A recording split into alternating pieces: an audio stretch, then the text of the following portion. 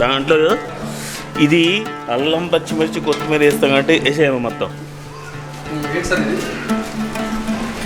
ఇది వంకాయ వేసిన తర్వాత ఇంగు వేయకూడదు, ఇందులో ఆయిల్ వేసినట్టు ఉప్పు వేస్తే మగ్గుతాయి. మగ్గిన తర్వాత అల్లం పచ్చిమిర్చి కొత్తిమీర, అది గుత్తొంకాయ కింద వండుతారు కానీ ఇక్కడ గుత్తొంకాయ లేకుండా ముక్కలు చేసి వండేసాం.